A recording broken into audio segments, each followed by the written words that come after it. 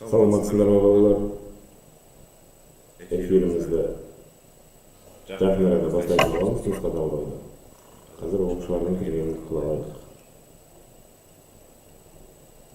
Мен балалардың дауысы және эфирдің жүріп жатқанын бір тексеріп аламын.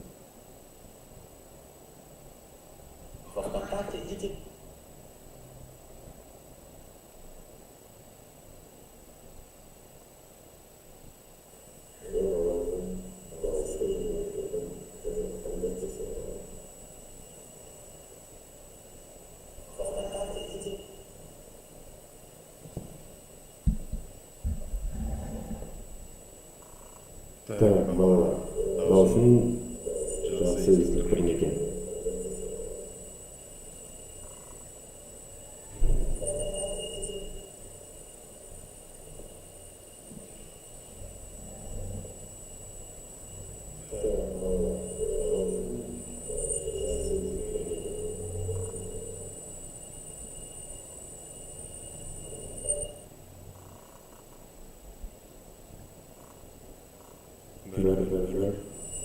Бір, екі, үш.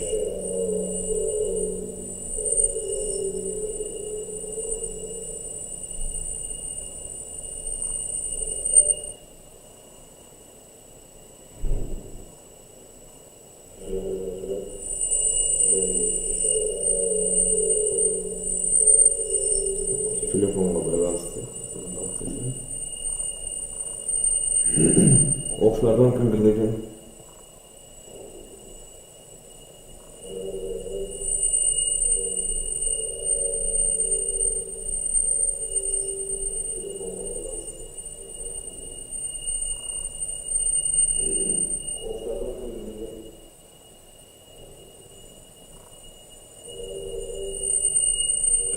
Қазір мен дауысын балаларға естіп жүрейін.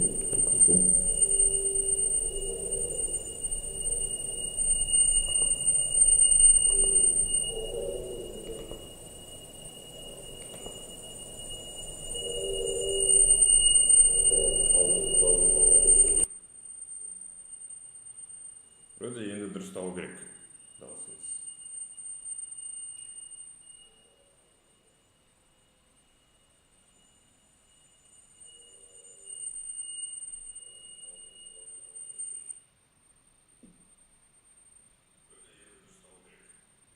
Иә.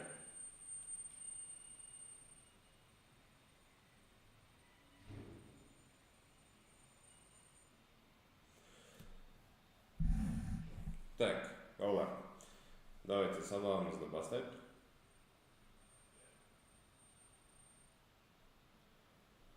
Бізде бүгін ұлттық тестілеу орталығының бір нұсқасын талдайтын боламыз. Осында нұсқа қиын емес, мен оны бірінші осындай презентация түріне көшіріп алдым, себебі жазуға және қарап отыруға ыңғайлы болу үшін. Давайте бірінші есептен бастап талдап шығарып көрейік барлығын. Ең бірінші есеп көбейткішті түбір белгісінің алдына шығарыңыз дейді, яғни жай ғана мынау өрнектерді түбірдің сыртына шығару керек. Мұндағы бізде 48 деп отырғанымыз, ол 16 көбейту 3 деп жазып алуға болады. X-дің 4 дәрежесі, сол X-дің 4 дәрежесі болып қала берсін, Y куб, Y квадрат көбейту Y деп жазуға болады, сол кезде бізде 3 дәреже шығады. Енді неге олай жазып алдық? Себебі біз 16-ны түбір астынан шығара аламыз, X-дің 4 дәрежесін және Y-дің квадратын шығара алады екенбіз. 16 түбір астынан 4 болып шығады, X-дің 4 дәрежесі X квадрат болып шығады, ал Y-дің квадраты Y болып шығады екен. Түбір астында бізде қалып қойды 3 және Y. Міне толығымен түбір астынан шығардық. Дәл осындай жауап бізде А нұсқасында тұр екен. Давайте мен тағы тексеріп салайын дауысты.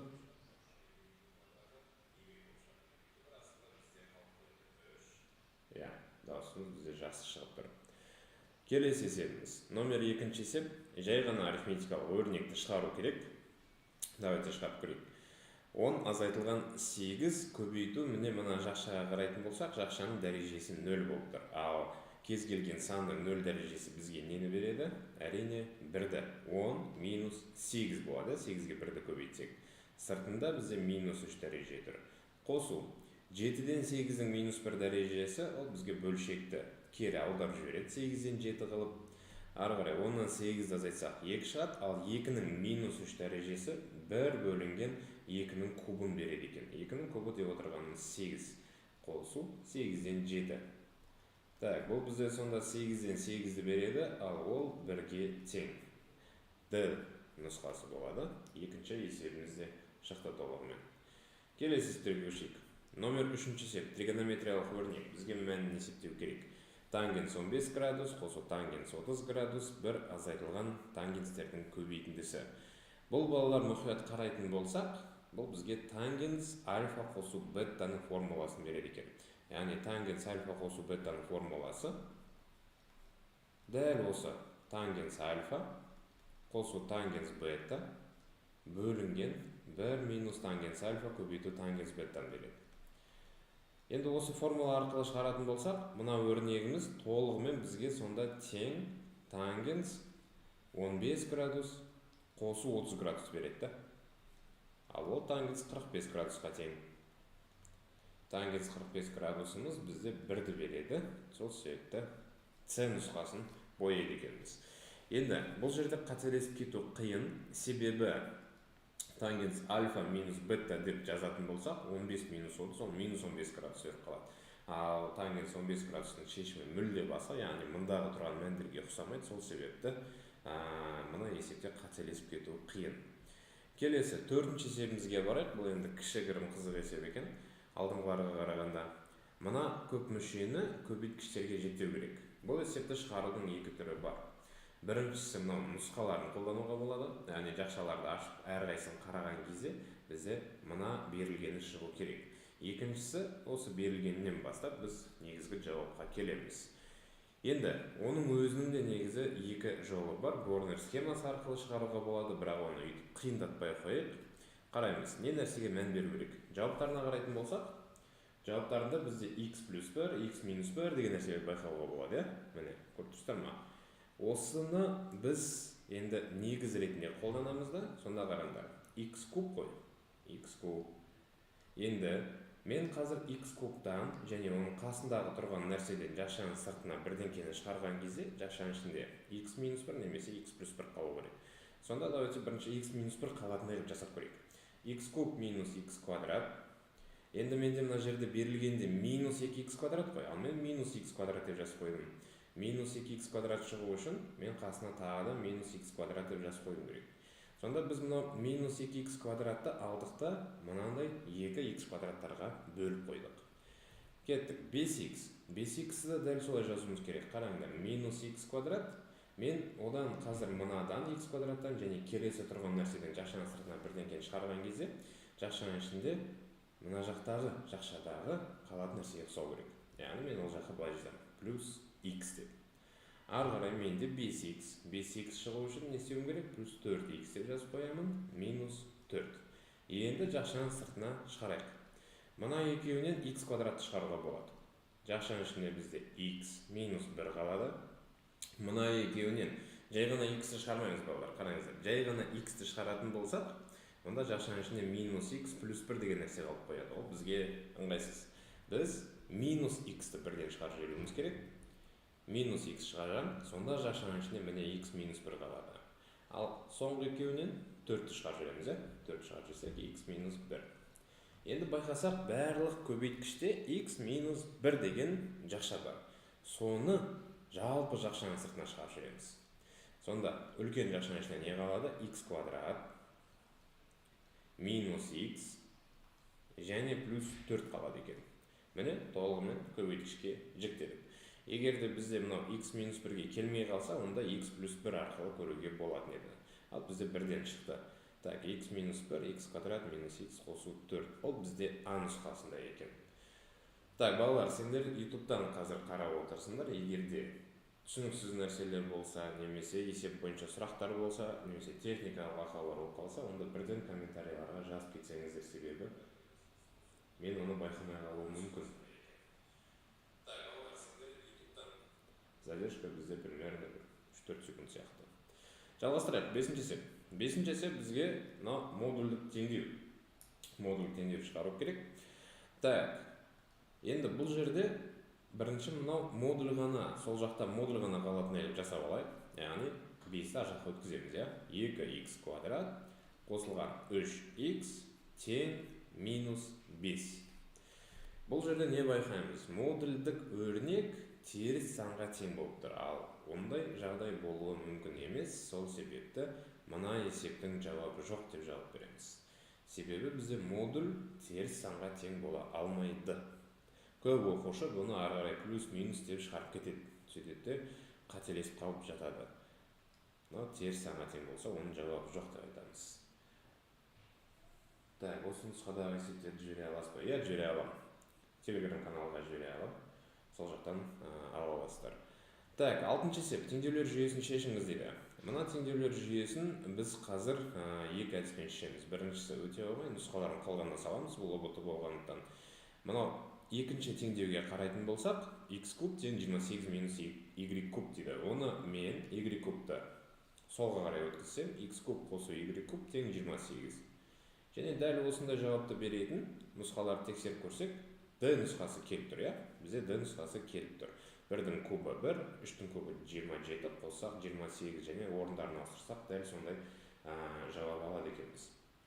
Бірақ бұл енді нұсқаларын қолдану арқылы қазір негізгі шығару жолын қолданып көрейік. Қараңдар, мына x куб қосу y куб, ол бізде a куб қосу b куб формуласын береді. Оны көбейткішке жіктейтін болсақ, x қосу y, екінші шақшаның ішінде x квадрат минус xy қосылған y квадрат тең 28.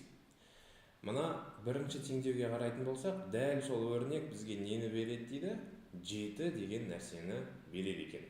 Мынаның орнына мен демек 7-ні қойсам болады. Сонда x қосу y тең 7. Ой, тең 7 емес, кешірім сұрайын. Көбейту 7 болу керек еді. X қосу y көбейтілген 7 тең 28. Ары қарай x қосу y-іміз тең болады 3-ке. Міне, x қосу y тең 3 деген өрнек алдық. Енді мына екінші теңдеуді қасына жазып қояйық. X квадрат минус xy қосылған y квадрат тең 7. Біз қазір алмастыру әдісін қолданамыз, мына жақтан y-ті өрнектеп аламыз. Y тең 3 минус x деймізді бірінші теңдеуге апарып салады екенбіз. Бірінші теңдеуге апарып саламыз. Демек, сонда мынадай өрнек шығайын деп бізде x квадрат азайтылған x жақшаның ішінде 3 минус x. Қосу 3 минус x-тің квадраты. Так, маған қазір мұны кішкене мешать етейін деп тұр екен.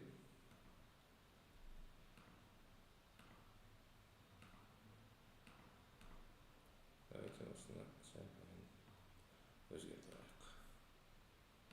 Сосын жалғастырамыз. 3 минус x-тің квадраты тең 28-ге. Жақшаларды ашамыз. X квадрат минус 3x қосу x квадрат қосу мына жақшаны ашамыз. 9 минус 6x қосу x квадрат минус 28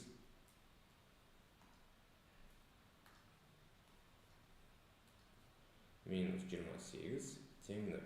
Так, x квадраттан мен үшеу көріп тұрмын. Ол бізге 3x квадратты береді. Минус 3x, минус 6x, ол минус 9x-ті береді. Және 9-дан 28-ді азайтатын болсақ, минус 19 болады екен, тең 0. Так, дискриминатпен шығарып көретін болсақ, d тең 81 қосу 12 көбейту 19. 12-ке 19-ды көбейіп жүрек. 19 қосылған 81. Так, тоқтайтын, бір жерде қателесіп кеткен сияқты. X плюс y. Ой, бұл мен мына жаққа 4 деп жазып кеттім ғой. Так, қазір дұрыстап жүреміз.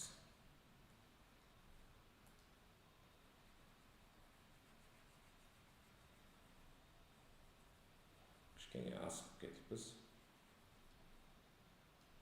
Так, мына жерде бізде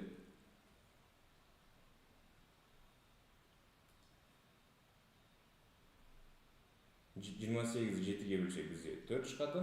Демек, 4 минус x, мынау 28-іміз. Мынау 7 мүлде вообще Сандарды кішкене өзгертіп кешірім сұраймын. Все. Енді дұрыстап қоя берсек болады. Сонда x квадрат минус x, y-тің орнына 4 минус x-ті қоямыз. Қосылған 4 минус x-тің квадраты тең 7. Жақшаларды ашамыз қайтадан. X квадрат минус 4x қосу x квадрат қосу 16 минус 8x қосу x квадрат тең 7. 3x квадрат минус 12x, 16-дан 7-ні азайтатын болсақ, бізде 9 деген сан шығады. Так, мынаның бәрі 3-ке бөлінетін көріп тұрмыз, x квадрат минус 4x қосу 3 тең 0. Бұл жерден біз түбірлерін шығарсақ, бірінші түбіріміз 1-ге тең, екінші түбіріміз 3-ті береді. X-тарды таптық. Енді осылардың x1-дің қасына жұбын y-ті табайық, x2-ның жұбын y-ті табайық. Дұрыс айтасыңдар, комментарийді мен байқамай қалыппын, калькулятор ашқан болатын. y1-іміз тең болады 4 минус x, 4-тен 1-ді азайтатын болсақ 3, y2-іміз тең болады 4 минус 3, 1-ді береді. Ол жаңағы жауабымыз шықты. Жаңағы мына жерде қателескенмін мен. Жалғастырайық балалар, 6-шы есепті біттік, 7-шы есеп. Жаңа айтқандай сұрақтарың болса, міндетті түрде жазып отыра беріңдер. 7-шы есепте бізде мына функцияның туындысын тап дейді. Өте оңай есеп. Туынды бізде штрих белгісімен жазылады, y штрих деп іздейміз. Енді синус. Синустың туындысы косинус болып шығады. Косинус, ал жақшаның ішіндегі нәрселер өзгермейді. 2x минус π бөлінген 4. Бірақ мынау күрделі функция. Күрделі функция дегеніміз бір функцияның ішінде екінші бір басқа бір функцияның орналасуы. Яғни біз синустан туынды алдық қой, енді оның ішіндегі тұрған нәрседен туынды аламыз. Демек, көбейту деймін де кеттік. 2x-тан туынды аламын. 2x-тің туындысы бізде x жоқып кетеді де 2 болады. Минус π бөлінген 4. π бөлінген 4 ол сан. Кез келген санның туындысы 0 береді. Қосу x квадраттың туындысын алуымыз керек. Енді x квадраттың туындысы былай алынады. Дәрежесі алдына түседі. 2x, одан кейін дәрежеден бір сан азайтамыз. 2-ден 1-ді азайтсақ 1. Сонда жинақтап жазатын болсақ, біздің жауыз былай болайын деп тұр. 2-ден 0-ді азайтсақ 2 ғой, оны алдына жазып қояйық. 2 косинус 2x минус π бөлінген 4 қосылған 2x. Так, бұл бізде D жауабында. Міне. Келесі есеп, номер 7. 7-ші есеп. О, бізде уже геометрия. Нақырақ айтатын болсақ, стереометрия. Дұрыс үш бұрышты қиық пирамиданың табан қабырғалары 4, 6 және биіктігі 3 см болса, пирамиданың көлемін табыңыз дейді. Бірінші пирамиданың көлемін жазылайық. Егер де бұл қарапайым пирамида болса, жай ғана пирамида болатын болса, онда 3-тен 1 s табан көбейтілген h деген формуладен табылады. Мына жердегі s табан деп отырғанымыз ол табанның ауданы. Ал бізде қиық пирамида бар. Қиық пирамида формуласы ұқсайды, бірақ бұл жерде кішкене ғана өзгеріс болады. Ол 3-тен 1 көбейтілген h жақшаның ішінде бірінші табанның ауданы плюс екінші табанның ауданы плюс солардың түбір астындағы көбейтіндісі. Міне, қиық пирамиданың ауданы осылай табылады екен. Енді давайте суретін салайық. Суретін салсақ, мынау бізде үстіндегі табаны.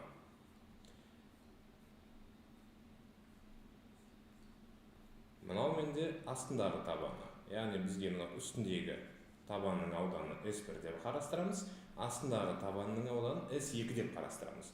Табандары үш бұрыш. Нақтырақ айтатын болсақ, дұрыс үш бұрыш. Бұл да өте маңызды. Енді табан қабырғалары 4 дейді. Демек, мынау 4, 4, 4. Астындағы табаны 6, 6, 6. Және биіктігі. Биіктігі бізде жоғарғы нүктеден төмен қарай шамамен мына жерге түседі. Ол менде кімге тең екен? 3-ке тең екен. Жақсы. Так, ең алдымен осы табандардың ауданын табумен айналысамыз. Табаны қандай фигура дедік? Үш бұрыш. Нақтырақ айтатын болсақ, дұрыс үш бұрыш. Дұрыс үш бұрыштың ауданы S. Бізде a квадрат түбір асты 3 бөлінген 4 деген формуламен табылады. Так, давайте бірінші s табайық. Бірінші s бізде a квадрат, иә? A-ның орнына осы 4-ті қоя саламыз. 4-тің квадраты 16, түбір асты 3 бөлінген 4 тең 4 түбір асты 3 болады. S2-ні дәл осылай іздейміз. A квадратқа 1-ден 6-ны қойсақ, 6-ның квадраты 36, түбір асты 3 бөлінген 4, 36 мен 4 қысқаратта 9 түбір асты 3 болады. S1-ді таптық, S2-ні таптық, H бізде бар, все, формулаға бәрін сала берсек болады. 3-тен 1. H дегеніміз 3, 1-ден қысқарта салайық. S1 4 түбір асты 3 плюс 9 түбір асты 3 плюс түбірдің астында осы екі ауданның несі көбейтіндісі. Так, не шығады бізде? 4 түбір асты 3 пен 9 түбір асты 3-ті қосатын болсақ, 13 түбір асты 3 болады. Қосу. Қараймыз. 4 пен 9-ды көбейтсек не шығады? 36. 36 түбір астынан шығып кете алады. 6 болып. Ары қарай. Түбір асты 3 пен түбір асты 3-ті көбейтсек, 3 болып шығады, иә? Сыртында тағы да бір үлкен түбір тұр, ал ол 3 уже шығамайды. Яғни түбір астында қалып қойды. Соңында 13 түбір асты 3 пен 6 түбір асты 3-ті қосатын болса, 19 түбір асты 3 деген жауап шығады. Все, есептің жауабы табылды. Бір қараған кезде кішкене күрделесек болып көрінуі мүмкін, бірақ негізгі мағынасын түсінсеңдер, мүлдем қиын емес. Келесі есеп, 9-шы есеп, теңсіздіктер жүйесінің шешімін табыңыз дейді. Қарапайым, яғни квадраттық теңсіздіктер жүйесі біріншісін шығарып. Біріншісі 2x квадрат минус 7x қосу 5-ті 0-ге тең дейміз. Дискриминантпен или виетпен түбірлерін іздейтін болсақ, так, 10, 2, 1 болады, одан кейін 5 бөлінген 2 болады. Түбірлерін таптық. Осыны енді сандар өсіне салуымыз керек. Так, 1 бізде бой алады. Мына белгіге байланысты. Одан кейін 5 бөлінген 2. Яғни 2 жарым ғой. Біз аралығымыз 3 кішкентай аралыққа бөлінді. Таңбаларын анықтайтын болсақ, x квадраттың алды плюс, демек, плюс, минус, плюс деп анықтаймыз. Бізге 0-ден кіші аралық керек екен. Ол минус аралық, яғни міне. Екінші теңсіздікті дәл осылай шығаратын болса, x квадрат минус 2x-ті 0-ге тең дейміз. X-ті жақшаның сыртына шығарамыз. Және әрбір көбейткішті 0-ге теңестіреміз. X тең 0 және x минус 2 тең 0. X бұл жерде 2-ні береді. Так, дәл осы аралыққа салуымыз керек. Енді екінші аралықтың сандарын қоятын кезде біз бірінші аралыққа ориентир алып қойымыз керек. Яғни бір осында ма 0-ді кішкене мен солға қарай қоюым керек. 2-ні 1 мен 2 жарымның арасына қоюым керек. Тағы да менде 3 аралық шықты. Плюс, минус, плюс. Бізге бұл жағдайда да 0-ден кіші аралық керек екен. Сонда біздің жалпы қиылысқан жеріміз ол мынау аралық тұр. 1-ден бастап нешеге дейін? 2-ге дейін. 1 деген санда тік жақша, 2 деген санда жай жақша. Сонда А варианты болады екен. Есебіміз қиын емес екен. Келесі есеп. Номер 10-шы есеп. Иррационал теңдеу. Теңдеуінің түбірлерінің көбейтіндісі жататын аралықты көрсетіңіз дейді. Так, бұл есепті шығару үшін біз мынау жаңа айнымалы енгізу деген әдісті қолданғанымыз дұрыс болады. Қараңыздар, мұнда минус 5 көбейтіліп тұр 4 дәрежелі түбірге. Ал мұнда дәл сол өрнек астында, бірақ қарапайым, яғни 2 дәрежелі түбір. Бұл жерде жаңа айнымалы енгізген кезде мынау түбірдің дәрежесіне қарайсыңдар. Яғни мына өрнектің қайсысында ең кішкентай дәреже, соны біз А деп аламыз. Ең кішкентай дәреже ол как раз таки мынау себебі 4 дәрежелі түбір астында x плюс 5 дегеніміз, ол x плюс 5-тің қандай дәрежесі? 4-тен 1 дәрежесі. Ал қарапайым түбір астында x плюс 5, ол x плюс 5-тің 2-ден 1 дәреже. Қай дәреже кішкентай? 2-ден 1 ме, әлде 4-тен 1 ме? Әрине 4-тен 1. Сол себепті біз осыны А деп қарастыруымыз керек. Ал мынау сонда А квадрат болып кетеді деген сөз. Ал жазайық. Минус 5А қосылған А квадрат тең минус 6. Барлығын бір жаққа жинақтаймыз. А квадрат минус 5А плюс 6 тең 0. Так, түбірлерін іздесек, бірінші түбіріміз 2 болайын деп тұр. Екінші түбіріміз 3 болайын деп тұр. Аларды таптық. Енді жаңағы 4 дәрежелі түбірасты x плюс 5-ті біртіндеп a деген нәрсеге теңестіреміз. Сонда 4 дәрежелі түбірасында x плюс 5 тең 2-ге, екі жағын 4 дәрежелейтін болса, x плюс 5 тең болады 2-нің 4 дәрежесі 16-ға, x тең болады бұл жағдайда 11-ге. Екінші 3-ті теңестіреміз дәл солай. Тең 3-ке, x плюс 5 тең 81-ге, x тең болады 81-ден 5 азайтса 76-ға. Бізден сұрап отыр түбірлерінің көбейтіндісі жататын аралық, яғни 11 мен 76-ны көбейтуім керек. Так, 11 мен 76-ны көбейтсек 836 деген сан шығады. Ол бізде қай аралықта жатыр? Міне, D нұсқасында жатыр екен. Тек осы аралықта ғана болады ол сан. 10-шы есебіміз шықты. Келесі. 11-шы есеп. 5x азайтылған x квадрат функциясының графигі x тең 1, x тең 4, y тең 0 түзулермен шектелген фигураның ауданын табыңыз дейді. Бұл бізде қисықтармен шектелген фигураның ауданын табу деген тақырып, яғни интегралға қатысты тақырып. Оны шығару үшін бізге көп жағдайда 2y беріледі, 2x беріледі. Егер осы төртеуі берілсе, онда есеп тез шығады. Оны шығару үшін былай жасаймыз. Интеграл x-тің кішкентай санын астына жазамыз, үлкен санын үстіне жазамыз. Жақшаның ішіне біз бірінші y-тан азайтуымыз керек екінші y-ті. Мектепте негізі графикпен үйретеді, бізде ортада графиксіздің қажет жоқ. Жай ғана азайта береміз. Мынау 5x минус x квадраттан 0-ді азайтсам, соның өзі шығайын деп тұр. Сол себепті жаздым. Ар жағында dx. Енді интеграл табуымыз керек. 5 ол коэффициент, сан. Оның интегралын іздемейміз. 5 тұра береді. Қасында тұрған x-тің интегралы бізге x квадрат бөлінген 2-ні береді. Минус x квадраттың интегралы. Ол дәл осы x-ті қалай таптық солай табылады. Яғни дәрежесіне бір сан қосамыз. Квадратқа 1-ді қоссақ x куб болады. Бөлеміз дәл сол 3-ке. Міне балалар, мен интегралын таптым. Енді мына 1 мен 4-ті, яғни шектерін қоюым керек. Ол үшін 1 мен 4-ті енді бұлай жазып қоямыз. Қалай қоямыз? Бірінші x-тардың орнына 4-ті қойып шығамыз. Одан кейін азайту дейміз да 1-ді қойып шығамыз. Қараймыз. Так, жақсы, бірінші 4-ті қоям. Так, 5 тұра берсін. 4-тің квадраты 16 бөлінген 2. Минус 4-тің кубы 64 бөлінген 3. Азайту деймізді енді дәл солай 1-ді қойып шығамыз. 5 тұра береді, 1-дің квадраты 1 бөлінген 2, минус 1 бөлінген 3. Тең. Так, 16 мен 2-ні қысқартсам 8 шығады екен. 5-ке 8-ді көбейтем 40.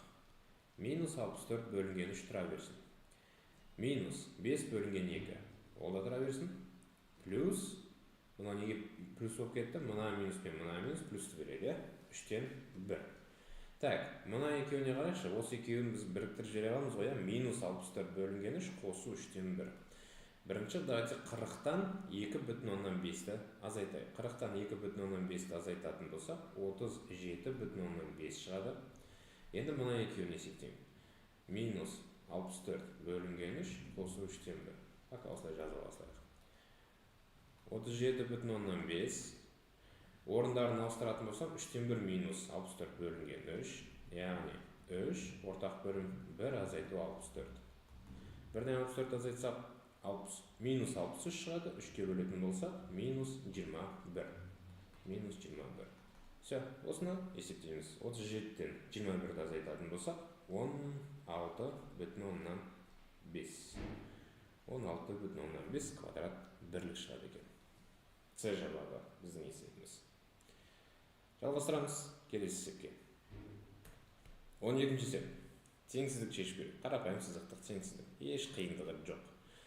Мына теңсіздік бізде бөлшекпен берілген. Бөлшектің астында тек қана сандар. Ондай жағдайда біз ортақ бөлім тауып, сол ортақ бөлімге мынаның барлығына көбейтіп жіберсек болады. Яғни теңсіздікті көбейтіп жібереміз. Ортақ бөлім бізде 2, 3, 6-ға 6 деген сан болайын деп тұр. Бірінші бөлшекті 6-ға көбейтсем, 6 мен 2 қысқаратта кім қалып қояды? 3 қалып қояды. 6 мен 3 қысқаратта 2 қалып қояды. 6 мен 6 қысқарады да 1 қалып қояды. Осы қалып қойған сандарға көбейтеміз. 3-ке 5 минус 3х көбейтеміз. Так, шатас кетпес үшін бірінші былай жазып алсақ. Минус 2, 2х минус 1. Кіші не тең жай ғана 5х. Енді жақшаларды ашамыз. 15 азайту 9х. Так. 15 азайту 9х минус 4х қосу 2 кіші не тең 5х. Минус 9х минус 4х кімді береді? Минус 13х береді. Оны 5х шақыра өткізіп қосу қылып. Сонда 18х шығады. Ал мына жағында қалған 15-ке 2-ні қосатын болсақ, 17 деген сан. Сонда былай отыр. Х үлкеніне тең 17 бөлінген 18-ден. Бұл бізде С нұсқасында тұр екен. Өте жылдам шықты бөлсеңіз. Келесітікке көшейік. Номер 13. Қабырғалары 12, 14 және осы екі қабырғасы арасындағы бұрыштың косинусы 0,8-ге тең үшбұрыштың ауданын табыңыз дейді. Ол балалар үшбұрыштың ауданын табуға болатын бізде бірнеше формула бар да, соның біреусіне арналған. Егер де мынау А болатын болса, мынау Б болатын болса, арасындағы бұрышы берілсе бізге альфа. Онда үшбұрыштың ауданын мынау формуламен табуға болады. 2-ден 1 А көбейту Б көбейту синус альфа. Енді біздің есебімізге қарайтын болсақ, бізде А бар, Б бар, яғни екі қабырғасы бар. Бірақ альфа емес, косинус берілген екен. Ол проблема емес, біз косинусты нешеге тең екенін білсек, синусты тауып аламыз. Мындай формула бар, синус альфа тең түбір астында бір азайтылған косинус квадрат альфа. Демек, 1 азайту 0,8-дің квадраты. Ол 0,164, 1-ден 0,164 азайтатын болсақ, 0,136 шығады. Яғни, синус альфамыз тең 0,6-ға. Бұл формулаға апарып бәрін қоя саламыз. 2-ден 1, А дегеніміз 12, Б дегеніміз 14, көбейту 0,6. 14 пен 2-ні қысқартып 7. Так, 12 көбейту 7 көбейту 0,6. Давайте тез есептей салайық. 12 көбейту 7 көбейту 0,6 бізге 50,4 береді. Все, есебіміздің жауабы шықты. 50,4 см квадрат. Келесі, номер 14 есеп. 14 есепте бізде функцияның графигіне мынау x0 тең минус 1 нүктесіне жүргізілген жанаманы теңдеуін жазайық. Жанаманы теңдеу балалар жаңағы туынды деген біздегі тақырыпқа байланысты шығады. Жанаманы теңдеу мынандай формуламен жазылады. Y тең fx0 қосылған f'(x0), яғни туындысы көбейту жашан ішінде x минус x0. Қараймыз, fx0 деген не ол? Ол дегеніміз мынау y тең x квадрат қосу 7x қосу 8-ге біз x0-дің мәнін апарып қоямыз. Сол кезде fx0 шығады. f'(x0 дегеніміз мынау функциядан бірінші туынды алып алып, одан кейін барып қайтадан x0-ді қоямыз. Сол кезде f'(x0 шығады.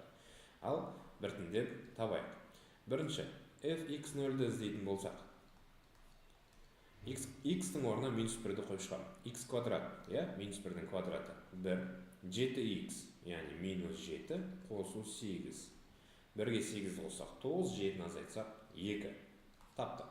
Енді f'(x0 дейді, бірінші f'(x-ті табайық. x0-ді қоймай тұрып, жай ғана туындысын тауып алайық. Ол қалай? x квадраттың туындысы жаңа біз тауып көрдік бүресін 2x шығады. Қосу 7x-дің туындысы жай ғана 7-ні береді. Енді f'(x0-ді іздей беруге болады екен. 2 көбейту минус 1, минус 2-ні береді, қосылған 5 тең 3. Так, қажетті нәрсені таптық, мынаны таптық, мынаны таптық, x0-дің орнына x0-ді апарып қоя саламыз. Сонда біздің жанамамыздың теңдеуі былай болып отыр. fx0 2 қосу 3 жақшаның ішінде x азайту минус 1 ғой, ол плюс 1 болып кетеді екен. Жақшаны ашатын болсақ, 2 қосу 3x қосу 3 тең болады 3x қосылған 5. Ойлаймын, бір жерден қателестім бе не? Так, туындысы 2x қосылған 7 минус 1-ді қоятын болсақ, тағы да қателестім. 5 деп не үшін жазбаймын мен? Видимо, ойымда есептедім да 5 екен, и ойымдағы нәрсені жазып қоя салдым. Так, минус 2 қосылған 7 болу керек, ол бізге 5 береді. Яғни, мына жеріміз 5-ке тең. 5. Сонда 2 қосылған 5х қосылған 5. Ол демек 5х қосылған 7 береді. Все. А жауабы шықты бізде. Келесі есеп. Номер 15. Цилиндрдің үстік қимасының ауданы 12 см квадрат, табанының ауданы 4 пи см квадрат, толық бетінің ауданын табыңыз дейді. Жақсы. Ең алдымен болар бізге сурет керек. Әрқашанда геометрияда суреттің болғаны дұрыс. Цилиндр дейді. Цилиндр дегеніміз ол мынандай бір фигура.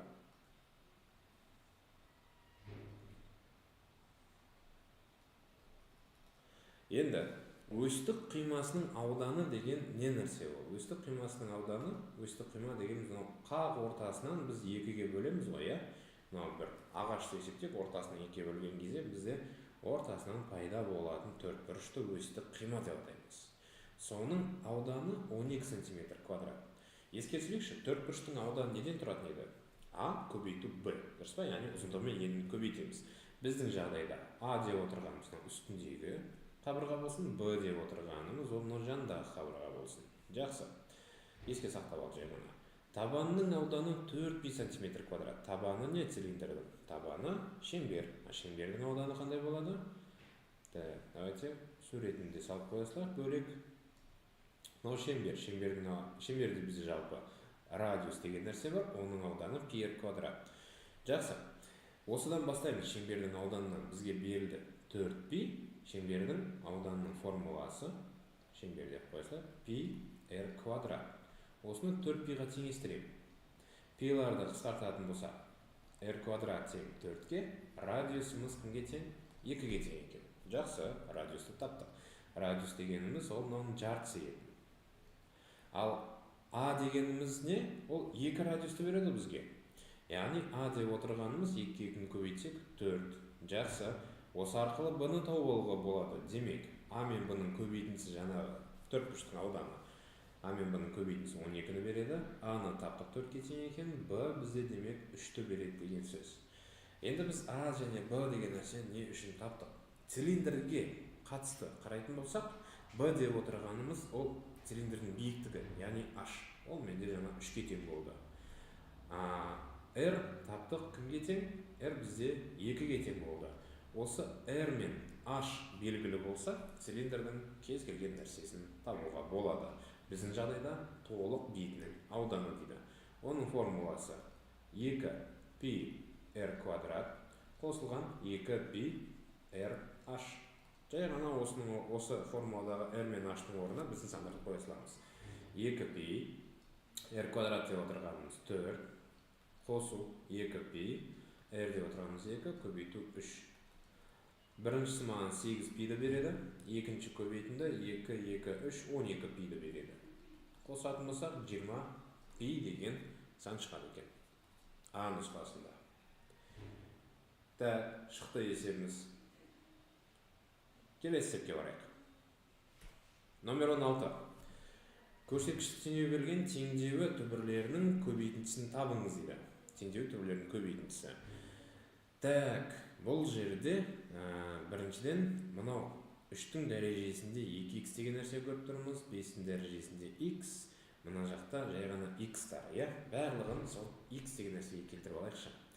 2025-тің x дәрежесі тұра берсін, минус 3-тің 2x дәрежесі дегеніміз не? 9-дың x дәрежесі деген білдіреді. Плюс 2, ол көбейту 9. Көбейту 5-тің x дәрежесі, көбейту 5, қосу 45, тең 15-тің x дәрежесі көбейту 3-тің x дәрежесі нені береді? Екеуінде де x дәреже ғой, 45-тің x дәрежесін береді. Жақсы, мынаны, енді қараңдар, 9-тың x дәрежесі бар, көбейту 5-тің x дәрежесі. Оны да көбейтіп қойсақ 45-тің x дәрежесі жазуға болады. Жазайық, 2025-тің x дәрежесі минус 45-тің x дәрежесі көбейту 45. Екінші 45 қайдан шықты? Мына 9 мен мына 5-ті көбейткеннен шықты. Плюс 45 тең 45-тің x дәрежесі. Жақсы. Енді мұны 2025-ке назар аударайық. Ол бізге, оны біз қалай өрнектесек болады? Байқап отырсаңдар, 45-тің x дәрежесі бар, тағы да 45-тің x дәрежесі бар, мынау да 45-ке байланысы болу керек. Егер жай ғана калькуляторда 2025-ті 45-ке бөліп көрсеңдер, сендерде тағы бір 45 шығады. Ол не деген мағынаны білдіреді? Мынау 45-тің квадраты. Яғни уже біз 2x дәрежесі жазсақ болады. Ал қалған нәрселерді әзірге жазып қойдық, иә? Біріктіріп жіберсек болады, бір-екі нәрсені, бірақ оқушыларды шатастырмау үшін пока осылай тұра берсін. Енді осы жерде мен 45-тің x дәрежесін, давайте, t деген әріппен алмастырайын. Мынау менде біріншісі сонда болып кетеді, t квадрат. Минус 45-тің x дәрежесі ол t-ны береді, бірақ көбейту 45 бар, давайте бұл минус 45 көбейту t. Мына екеуін орындарына ауыстырып жаздым. Қосу 45 тең жай ғана t болып қалды. Мына t-ны солға қарай өткізейік. Минус 45-ті минус 1t, ол маған минус 46 t-ны береді. Плюс 45 тең 0. Так, қарапайым квадрат теңдеу. T-ларды іздейік. Бірінші t менде 7-пен шығаратын 1-ді береді. Екінші t тең болады 45-ке. Все, t-ларды тапқаннан кейін жаңағы 45-тің x дәрежесін t-ның орнына апарып қоямыз. 45-тің x дәрежесі 1-ге тең болса, x тең болады 0-ге. 45-тің x дәрежесі 45-ке тең болса, x тең болады 1-ге. Все, 0 мен 1 шықты. Бізде сұрап отырады теңдеу түбірлерінің көбейтіндісін тап дейді. 0 мен 1-ді көбейтсек, 0-ді аламыз. Б нұсқасы шығып тұр.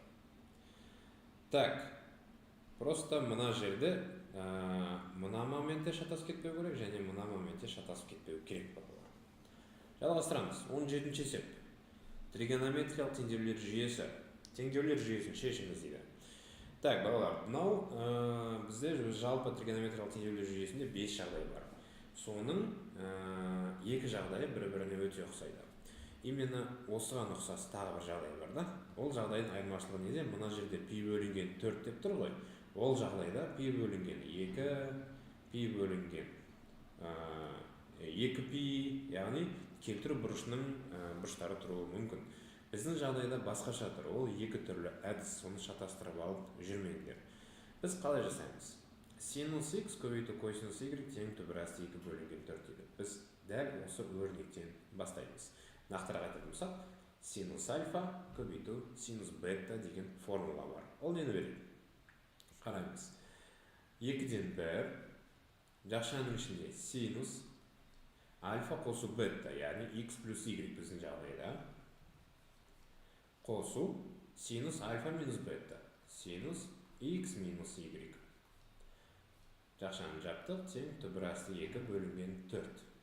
Енді қараңдар, маған айтады, екінші теңдеуде x плюс y пи бөлінген 4-ке тең дейді. Соны аламында мен мына x плюс y-тің орнына әкеп қоямын. Демек, так, давайте мына 2 мен 4 қысқарт жіберейік, сонда 2 қалып қояды. Жазам. Синус пи бөлінген 4 қосылған синус x минус y тең болды түбірасты 2 бөлінген 2-ге. Синус пи бөлінген 4 кімге тең? Ол 45 градус қой. Ол түбірасты 2 бөлінген 2-ге тең. Егер оны мен мына жаққа өткізсем, мына екеуі азайтылып 0 болып қалады. Жазайық. Синус x минус y тең 0. Так, бізде дербес жағдай пайда болды, қарапайым теңдеу. Мына теңдеу шығаратын болса, x минус y тең болады. Синус 0-ге тең болса, ол pn деп жазам керек. Дәл солай жазам. pn. Все, мен x минус y-дің нешеге тең екенін таптым. Менің мақсатым сол еді. Неліктен? Себебі мен қазір оның қасына басында берілген x плюс y-ті апарып жабыстырам. x плюс y кімге тең дейді? Пи бөлінген 4-ке. Сонда менде тағы бір теңдеулер жүйесі пайда болады. Бұл жолы синус косинус жоқ, тек қана x пен y. Мына теңдеулер жүйесін біз қалай шығара білдік? Бірінші қосып жібереміз. Қосып жіберетін болсақ 2x болады, иә? X пен x-ті қосамыз. Минус y пен y-ті қоссақ жойылып кетеді. Ар жақ тағын қоса пи бөлінген 4 қосу пи. X-ті табатын болсақ пи бөлінген 8 плюс пи бөлінген 2. N тесті z-ге. Все, x-ті таптық, онда жауаптар бар ма бізде? Так, D варианты келіп тұр, иә? Y-ті әлі тапқан жоқпыз негізінде, но D варианты біздің тек осы вариантта ғана x біздің x-імізге максимально ұқсайды. Ну, давайте y-ті де іздейік. Y-ті іздеу үшін енді мен азайтамын. Азайтқан кезде жай ғана үстінен астын емес, ойланып азайту керек та. Мен қазір былай азайтқым келіп тұр, астынан үстін. Неліктен? Сонда y азайту минус y, ол y плюс y-ті береді. Демек, 2y болады. Ал x-тар ше, x-тан x азайтсақ жоқ болып кетеді. Ар жағында, енді пи бөлінген 4-тен азайтамын пи енді. Пи бөлінген 4 минус пи енді болады. Себебі біз астынан үстін азайтып отырмыз. Y-ті іздейміз дәл жаңағыдай, пи бөлінген 4 2-ге бөлсек, 2 барады астына көбейтіле салады. Минус пи бөлінген 2. N тиісті z-ге. Так, ұқсайма пи бөлінген 8 минус пи бөлінген 2. Да, D варианты толығымен ұқсайды. Демек, смело белгілей беруге болады D нұсқасын. Келесі есебіміз. Жалғастырамыз. 18. fx тең 4x квадрат минус 4 функциясының графигіне x 0 тең минус 1 болатын нүкте жүргізген жағынан тең деп жазыңыз дейді. Негізінде странно, уже бұндай есеп келді, дәл осы ұқсайтын бір есеп беріп қойыпты бұл нұсқада. Бұл енді жаңа айтқандай ұлттық тестілеу орталығының нұсқасы. Так, формуланы білеміз. Формулада бізде fx0 деген нәрсе бар еді. Давайте соны тауып алайық. X-тің орнына минус 1-ді қоямын. X квадрат, яғни ол бәрі 1 болып кетеді. 4 минус 2. 2. F штрих x-ті табайық. Давайте туындыны іздейміз. 4x квадраттың туындысы 8x минус 2 0 болып кетеді. Енді осының орнына мен x0 қоямын. 8, x-тің орнына минус 1-ді қоятын болсам, минус 8 болады екен. Все, формулаға сала берсек болады. Y тең, бірінші мұнан жазам, 2 қосу, потом мұнан жазам, минус 8, и жақшаның ішінде x минус 1. Мұна менде өзі минус 1 болып тұрғандықтан плюс 1. Тең, 2 минус 8x минус 8 тең. Минус 8x минус 6 болды. Все, так, B нұсқасы шықты. 18 есептің жауабы B болады екен. 19 есеп. Үшбұрыштың бір ішкі бұрышы 40 градус, бір сыртқы бұрыш 170 градусқа тең, үшбұрыштың ең үлкен ішкі бұрышын табыңыз дейді. Хорошо. Ол үшін давайте үшбұрыш салып алайық. Біз енді дәл қазір қандай үшбұрыш екенін білмейміз, сол себепті кез келген бір үшбұрыш сала салдым. Бір бұрышы 40 градус дейді. Жазайын, мына бұрышы мысалы 40 градус деп қойдым. Бір сыртқы бұрышы 170 градус. Так, мынау сыртқы бұрыш деп отырғанымыз, мына табанын созамыз, и сонда вот сыртындағы пайда болған бұрышты айтып отырға. Осы менде 170 градус дейді. Үшбұрыштың ең үлкен ішкі бұрышын табыңыз. Давайте бәрін тауып алайық. Бүкіл ішкі бұрыштарын табайық. Мынау менде толығымен жазық поверхность десек болады. Ол бізде 180 градусты береді. Уже 170 градусы мына жақта жатыр, демек ішінде жатыр 10 градусы. Ал үшбұрыштың ішкі бұрыштарының қосындысы кімді береді бізге? 180 градусты береді. Мына үшеуінің қосындысы 180-ге тең болу керек. Осы жерде альфаны іздейтін болсақ, 40-қа 10 қосамыз 50, 130-дан 180-нен 50 азайтамыз 130. Жаңағыдай уже заранее істеп қойып айтып отырмын да. Сонда жауабы 130 градусты береді. А варианты. Так, келесі есеп. 20 теңдеу шешіміз. Қарапайым теңдеу. Вообще қиын ештеңесі жоқ. 0,3 период түрде қайталанып отыр. Оны бөлек жазылар. Давайте. Так, қалай шығаратын едік? Бөлшек сызығын сызамыз. Жақшаның ішінде қанша сан бар? Сонша 9 қоямын. Жақша мен үтірдің алдында, яғни мына жерде сан болса, біз сонша 0 қоятын едік. Все, бізде сан жоқ, демек тек 9-дың өзі қалады. Үстінде, мына жерде мысалға 13 деп тұрса, мен былай жазатын едім. 13 минус 1 деп. Енді жақшаның арасындағы санды, бізде жақшаның арасында сан жоқ, демек жай ғана 3-ті қоя саламыз. 9-дан 3, ол маған 3-тен 1 береді. Демек, 3-тен 1 көбейту x тең 16. Мына 3-ті ары өтке көбейту лақтырып жіберсем, x-тен 16-ға 3-ті көбейтем, 48 болады. Есептің жауабы шықты. D варианты болады екен.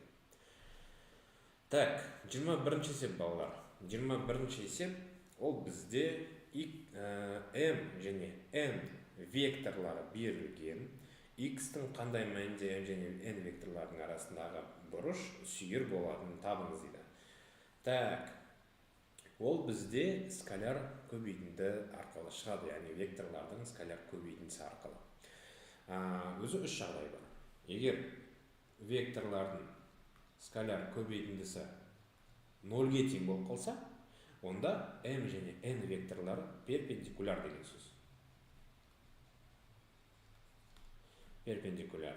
Ал егер m мен n-нің көбейтіндісі 0-ден үлкен болса, онда екі векторлардың арасындағы бұрыш сүйір, яғни 90-нан кішкентай деген сөз. Синус фи деген емес па дейді. Қай есепте айтады? Мына 21 ма? Косинус фи. Және m мен n-нің көбейтіндісі 0-ден кіші болса, онда олардың арасындағы бұрыш доғал болады екен. Бұның барлығы косинусқа байланысты себебі бізде косинус 90 градусқа кімге тең? 0, сол себепті перпендикуляр, 90 градус болған екен. Косинус бірінші ширекте, яғни 0 мен 90-ның арасында басқандай плюс, сол себепті 0-ден үлкен деп қарастырамыз, ол сүйір болып шығады. И 90 мен 180-ның арасында косинустың арасы минус, сол себепті 0-ден кіші болу керек, сол кезде доғал болады деп айтамыз. Демек, бізге керек сүйір бұрыш, яғни мынаны қолдануымыз керек. Біз m көбейту n 0-ден үлкен болған жағдайда.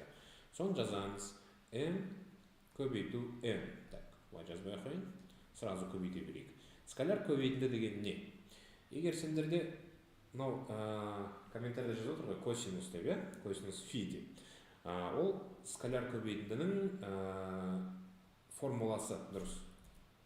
Мынау формуласы да, ол m мен n көбейтіндісі модульдағы m, яғни m векторының ұзындығы, n векторының ұзындығы көбейтілген косинус фи. Бірақ именно бұл есеп үшін біз оны қолданбаймыз, себебі бізде координаталары берілген. Сол себепті m мен n-нің скаляр көбейтіндісі деп айтамыз.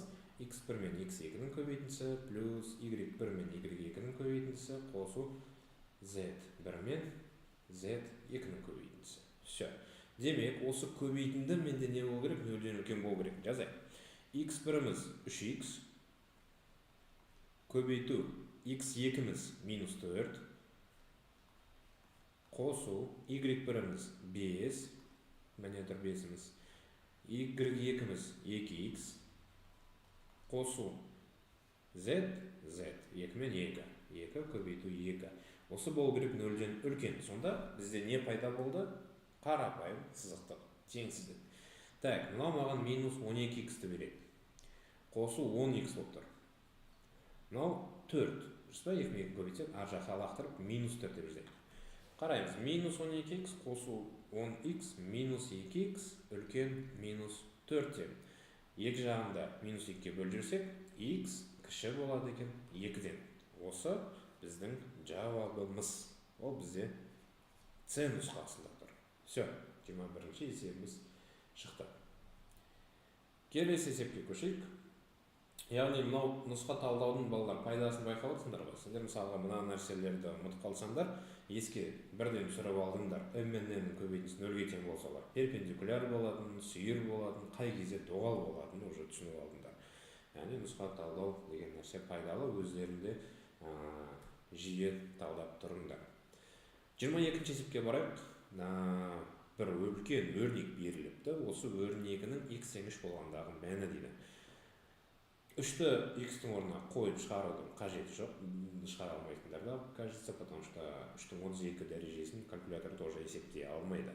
Бұл жерде біз кішкене мына өрнекпен жұмыс жасап алуымыз керек. Именно не байқаймыз? x плюс 1, x квадрат плюс 1, 4 дәрежелі плюс 1, 8 дәрежелі, яғни бәрі квадрат алып кетіп отыр, именно x-тардың квадрат алып кетіп отыр деген сөз, жақшалар емес x-тар. Біз не істейміз? Біз мынау өрнекті, давайте мен пока былай жазайын. x плюс 1, x квадрат плюс 1, x 4 дәрежелі плюс 1, 8 дәрежелі, 16 дәрежелі и 32 дәрежелі плюс 1 деген осы часть бар ғой, мына бөлігі. Осыны мен қазір көбейткім келіп тұр x минус 1-ге. Ал енді математикада біз қалаған нәрсемізге көбейте салсақ, дәл сол нәрсеге бөлу керек. Яғни баланс болу керек та бізде. Мен көбейттім ба, демек x минус 1-ге бөлем. Оны не үшін жасадым? Қазір қалған бөлігін жазып қоя салайық.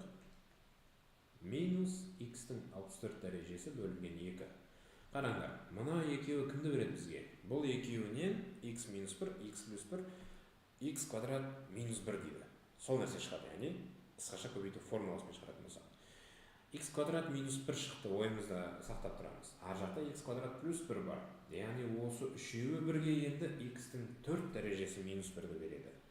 Ары қарай, мынаны жұтып алып кеттік па мына жерге дейін? X-тің 4 дәрежесі минус 1, x-тің 4 дәрежесі плюс 1, x-тің 8 дәрежесі минус 1-ді береді. Мынау жақшаларымыз. Ары қарай x-тің 16 дәрежесі минус 1, x-тің 18 дәрежесі минус 1, и соңғы жақшамен бірге x-тің 64 дәрежесі минус 1 шығады екен. Сонда не шығып тұр? Қараймыз. X-тің 64 дәрежесі минус 1 шықты, бөлінген x минус 1 деп тұр ғой. Бұны олай қалдырмай, x-тің орнына давайте мына 3-ті қой жүрейік. 3 минус 1 кімге тең? 2-ге тең. Минус x-тің 64 дәрежесі бөлінген 2. Так, мынаны және мынаны бөлек-бөлек 2-ге бөлейікші. Сонда x-тің 64 дәрежесі бөлінген 2, минус 1 бөлінген 2. Ар жағында қалып қойды x-тің 64 дәрежесі бөлінген 2. Мына екеуі жойылады екен. Біреуі плюс, біреуі минус. Қалып қалды бізде минус 2-ден 1. Все, есебіміз шықты. Б варианты болады. 23-ші есеп. Тағы да бір иррационал теңдеу. 16 көбейту түбірасындағы бір өрнек тең 128-ге. Так, 128 бен 16-ны бірден қысқартып жіберемін. Шығады менде 8 қалды мұнда. Мына жақшаға қараймыз. Жақша дейтін ғой, мына өрнекке. Бұл өрнек бізге былай береді. Дәрежелерін жазатын болса, x квадрат минус 3x минус 5. Мынау 5 дәрежелі түбірді біз бөлінген 5 деп дәрежесіне жазамыз. Тең. Ар жағында 8-дің кім? 1 дәрежесі қалды. 8-дерді қысқартамыз. Өрнегіміз түсті. Біздің мынау өрнегіміз бөлінген 5 тең 1.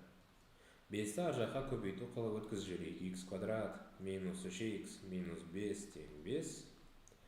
X квадрат минус 3x минус 10. Все, квадрат теңдеу шығара саламыз. Бірінші түбіріміз минус 2-ге тең, екінші түбіріміз 5-ге тең. Дұрыс па? 5 пен минус 2. Я.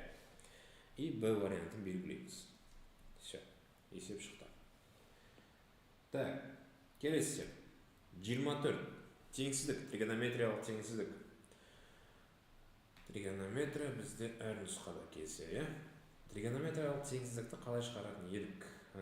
Біз оларды бірлік шеңбер арқылы шығаратын едік. Бірлік шеңбер салып аламыз. Енді мынау синус, я? Синусты еске түсіретін болсақ, ол мынау y осінің бойында жатады. Яғни оның мәндерін барлығын осы вертикаль осының бойынан іздейміз. Біздің жағдайда 0. Синус қай нүктеде 0-ге тең? Міне. Осы нүктеден шеңберді қиятындай қылып сызық жүргіземіз. Я? Мынаған 90 градуспен. Сонда мені екі нүктеде біз шеңберіміз қиылып жатыр екен. Бізге айтады, синус 0-ден үлкен дейді. Синус 0-ден үлкен десе, демек осы шеңбердің біз үстіңгі жағына болуымыз керек. Үстіңгі сан, оң сандар себебі үстіңгі жағында орналасады. Келесі момент. Бізге олардың бұрыштарын анықтау керек. Бірінші бұрышымыз қандай? Синус қай градуста 0-ге тең? 0 градусында. Или ол бірлік шеңбер жатқа бөлсеңдер көрініп тұр. Мына бұрышымыз пи бұрышы болады. Сонда былай болып тұр ғой. 0 қосу 2πm кіші жақшаның ішіндегі өрнек жазамыз. 3x бөлінген 2 қосу пи бөлінген 4 кіші. Енді екінші бұрышымыз пи қосылған 2πm дейді. Так, жазып алдық. Енді біз не істеуіміз керек? Мынау x-тің қасындағы тұрған сандардан құтылуымыз керек. X-тің қасында тұрған сандардан құтыламыз. Ол үшін не істейміз? Давайте бірінші, мынаның астында 2 бар, мынаның астында 4 бар, бәрін 4-ге көбейтейікші. Так, 0 жазбаймын енді. 2πmді 4-ге көбейтем, 8πm бола ма? Кіші 3x бөлінген 2-ні 4-ке көбейтетін болсақ, 4 пен 2 қысқаратта 6x болады. Қосылған 4 пен 4 қысқаратта пи болады, кіші 4π қосу 8π. Енді мынау пи тұр. Екі жағынан не істеймін? Пиді азайтып жіберемін. Сонда мына жерде минус пи болып келеді, себебі 8π-ден басқа ештеңе жоқ қой. Қосу 8π кіші пи жойылып кетті. 6x кіші 4π-ден пиді азайтатын болсақ, 3π қосу 8π. Енді бәрін істейміз. 6 көбейтіліп тұр x-ға, бәрін 6-ға бөлеміз. Мынау минус пи бөлінген 6. Қосу 8 бөлінген 6 қысқартатын болсақ, 4π бөлінген 3 кіші x қалды, кіші 3π-ді 6-ға бөлетін болсақ, 3 пен 6 қысқаратта пи бөлінген 2. Ана жақ дәл жаңағыдай 4π бөлінген 3 береді. Так, біздің жауабымыз шықты. Енді жақша түріне келтіретін болсақ, ол бізде міне D вариантында тұр екен. Өзі минус пи бөлінген 6 деп басталатын вариант біреу-ақ, сол себепті смело D-ны белгілей береміз. Все, 24-ші есебіміз шықты. 25 қарапайым есептердің соңғы есебі, 25-ші есеп. Бізде бұл жолы логарифм берілген. Так, ондық логарифм 5a-ға тең дейді, ондық логарифм 3b-ға тең дейді. Бізге табу керек логарифм 30 негізінде 8 дейді. Өзі бұндай есептер екі типта келетін еді. Егер де берілген логарифмдер және табу керек логарифм барлығы бір негізде болса, онда бір жолда шығып кете береміз. Ал егер де берілген логарифмдер мен табу керек логарифм негіздері басқа болса, онда біз бірден мына қасиеттен бастаймыз ғой. 30 негізінде 8-ді біз 2 логарифмге бөліп жазып аламыз. Логарифм 8, логарифм 30, и негізіне қандай сан қою керекпін? Қандай логарифм берілді, қандай негіздегі логарифм берілді, соны қою керекпін. Яғни мына 10-дық логарифм ғой, демек біз 10 деп жазамыз. Дұрысында LG деп жазу керек, бірақ түсініктірек болу үшін осылай лог 10 деп жазып алдым. Сонда былай отыр, LG 8 бөлінген LG 30. Енді бізге 30 мен 8-ді 5 пен 3 арқылы өрнектеу керек екен балалар. 5 пен 3 арқылы өрнектейміз. Так, астынан бастайық, астынан табу оңай сияқты. LG 30 дегеніміз не?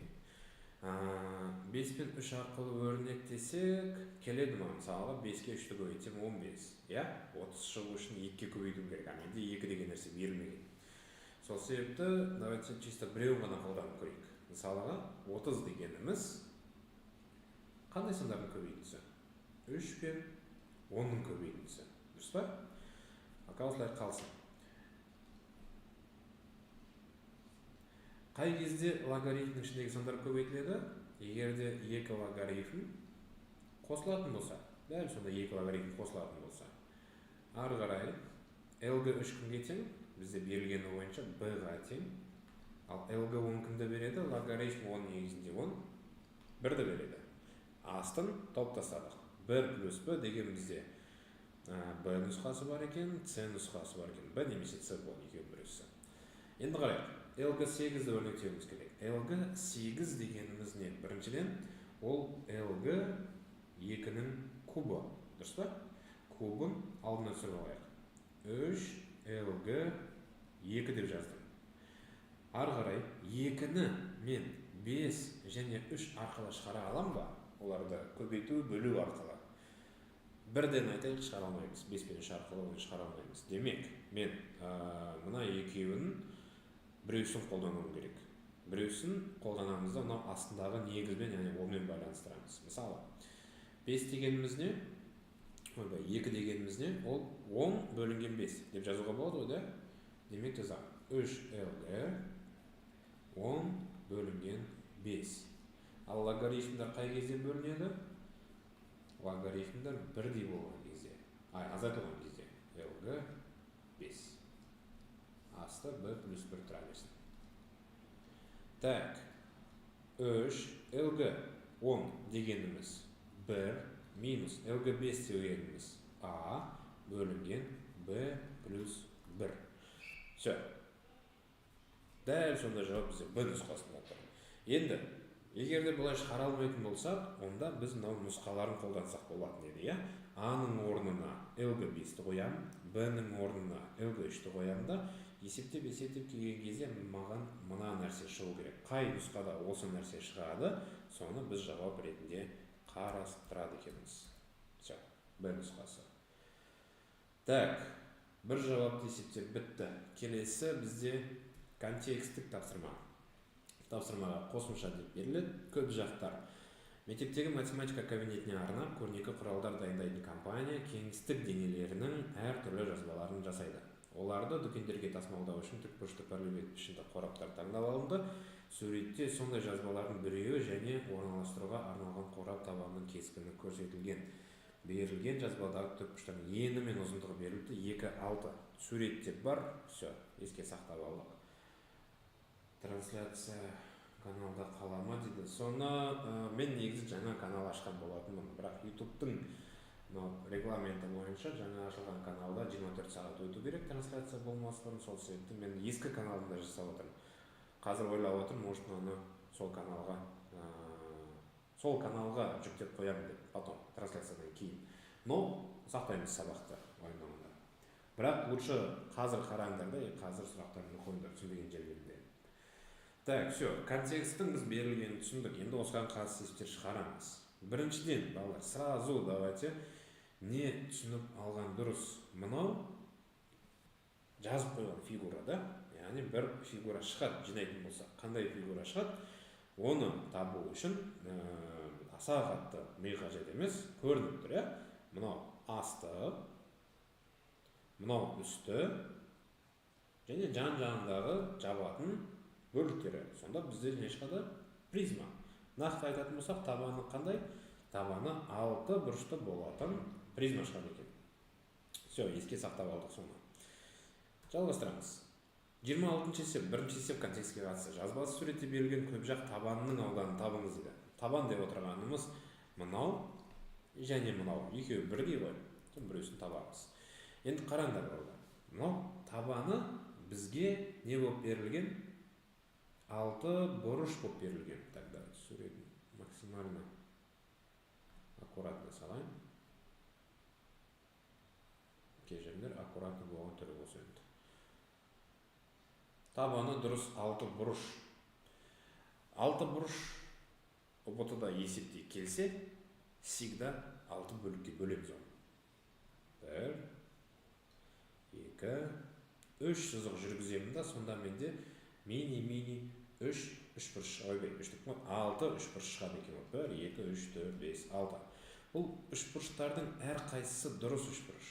Яғни мынау қабырға, мынау барлығы бір-біріне тең деген сөз. Соны еске сақтап алыңдар.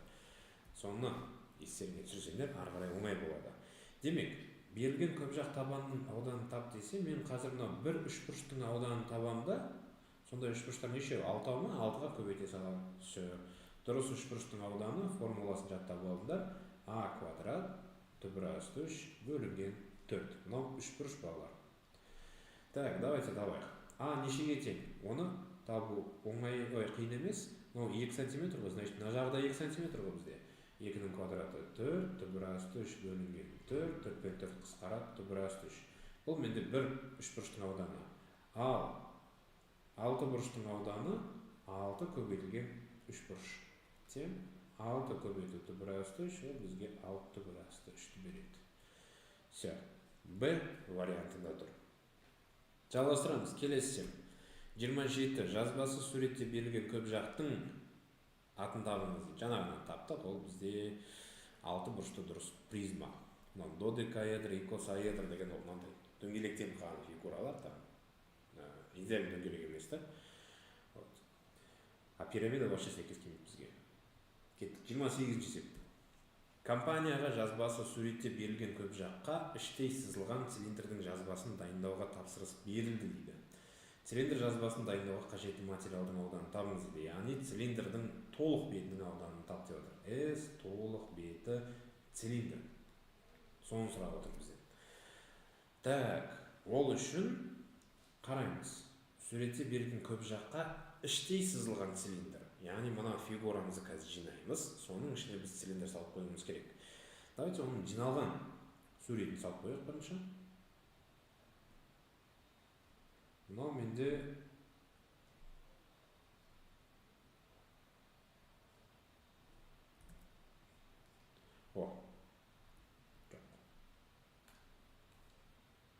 несимметрично болып қалды. Все. Мынау менде үстіңгі табаны, астыңғы табаны.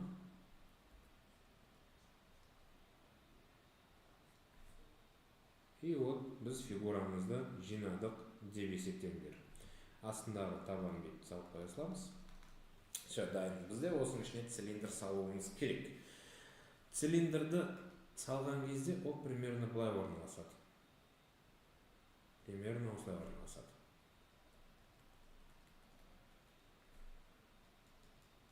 Маған осының несін табу керек, осының толық бетінің ауданы. Енді қараңдар, бірден көзге түсетін нәрсе не? Мынау призманың биіктігі цилиндрдің биіктігімен бірдей, иә? Призманың биіктігі қандай? Мына бір қабырға ғой, дұрыс па? Ол 6 болып тұр. Демек, мына жағы 6 деп жаза алам. Цилиндрдің биіктігі 6-ға тең. Оны жазып қойдық. Жақсы. Енді толық бетінің ауданы жаңа жазып берген ма сіздерге, иә? Цилиндрдің толық бетінің ауданы формуласы қандай? 2 πr квадрат қосылған 2 πrh. Так, h-тың біз нешеге тең екенін білеміз уже, 6. Бізге r-ді табу керек, яғни табан радиусын табу керек. Содан бастауымыз керек та. Енді оған қарайтын болсаңдар, табанына бөлек қарайтын болсақ. Так, давайте. Мынау үстінен қарап тұрмыз деп есептейік, прям үстінен. Мынау цилиндріміз. Ол бізде мындай 6 бұрыштың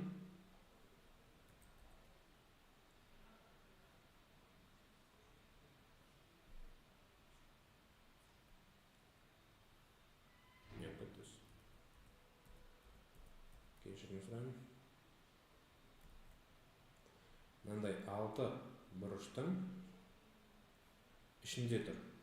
Цилиндріміз ішінде тұр. Жаңағыдай үстінен қарайтын болсақ, біздің радиусымыз былай барады ғой, дұрыс па? Мынау радиусымыз. Егер де мен радиусты былай сызғым келсе, кішкене болмайды, потому что мынау точкаға жетпей тұрмыз да, біз анау қабырғаға жететіндей радиус салуымыз керек. Мына жағдайда мен қабырғаға жетіп тұрмын. Ол енді 90 градуспен түседі, всегда. Яғни нүктеден, жанама ғой, жанама өтіп жатыр. Жанамаға дейін біз сызық жүргізетін болсақ, ол радиусымыз всегда 90 градуспен түседі. Соны еске сақтап аламыз. И жаңағы үшбұрыштарды еске түсіреміз. Бір үшбұрышымыз алайықшы бағана. Мынау мен жаңағы бір үшбұрышым. Қай суретте еді? Мынау суретте қарастырып отырмын да, мынау үшбұрышты. Так, осы үшбұрышты отдельно жазып алғым келіп отыр.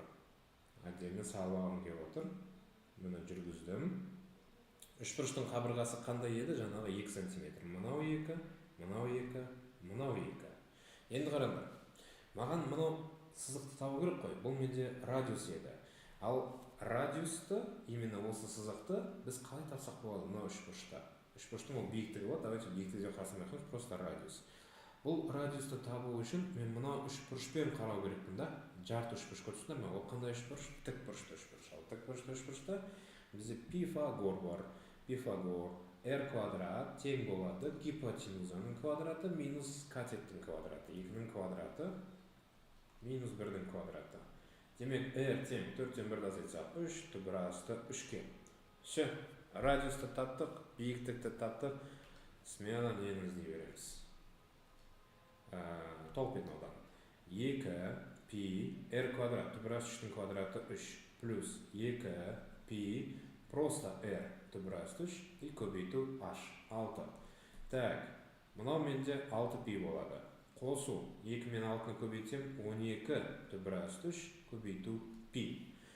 Жақшаның варианттарында жақшаның сыртына 6 π-ді шыға жүрген сияқты, потому что біз 8 π, 12 π деген нәрсені шығарамаймыз, біз только 6 π-ді шығара аламыз. Жақшаның ішіне мына жерден 6 π кетсе 1 қалады.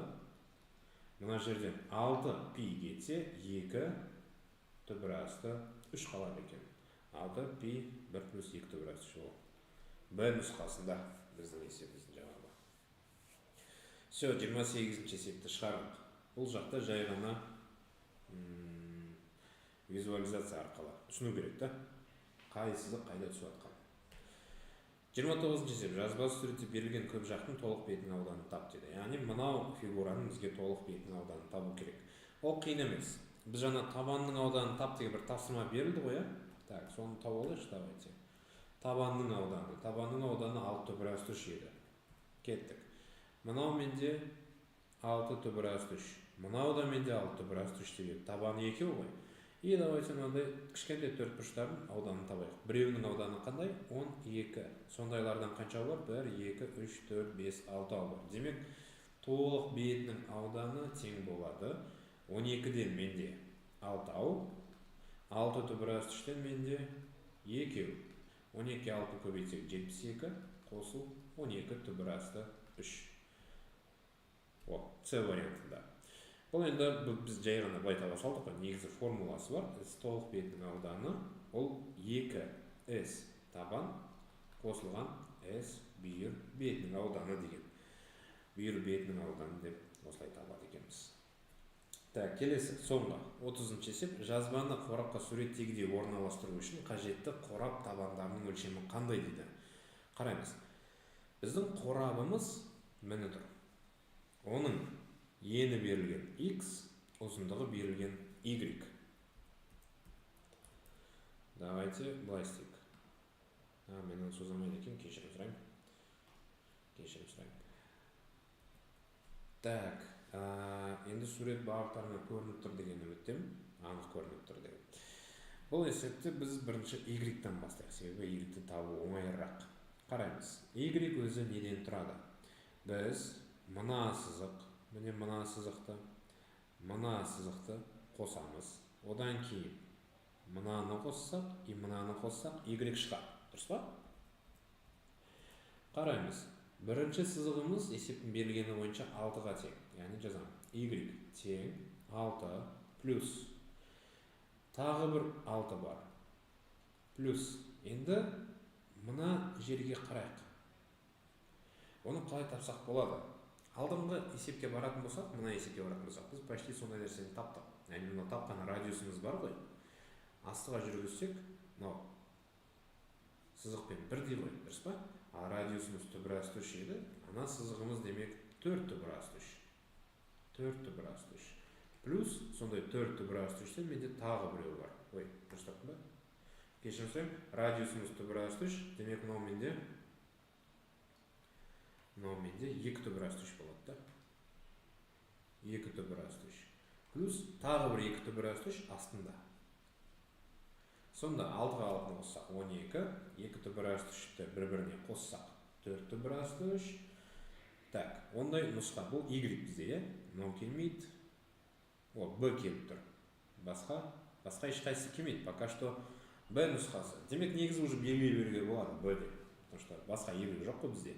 Но давайте енді x-ті да тауып қоя салайық. Себебі x кішкене қызығырақ. X-ға қараймыз. X деп отырғанымыз енді нені береді? Бұлай қарастырсақ болады. Мына сызықпен мына сызықтарды қосамыз. Яғни мен оның біреусін тапсам, жеткілікті. Давайте бірінші мына сызық нешеге тең екенін тауып алайық. Ортасына тұрған сызығымыз. Ол бізде жаңағы 6 бөлікке бөлдік қой, мына сызықты іздеп жатырмын ғой. Ол нені беріп тұр? 3 бұрыштың 1-2 қабырғасын беріп тұр, 2 қабырғасы. 3 бұрыштың 1 қабырғасы 2 см. Демек жазам. X тең ортасындағы сызықты, ол жақта 2-3 бұрыш қой. 4 плюс. Қазір мына бөлігін іздейміз енді. Ол бөлігі кішкене поинтереснее. Қараңыз. Мына бөлікті іздеу үшін мен мына 3 бұрышты қолдануым керек. Жазам.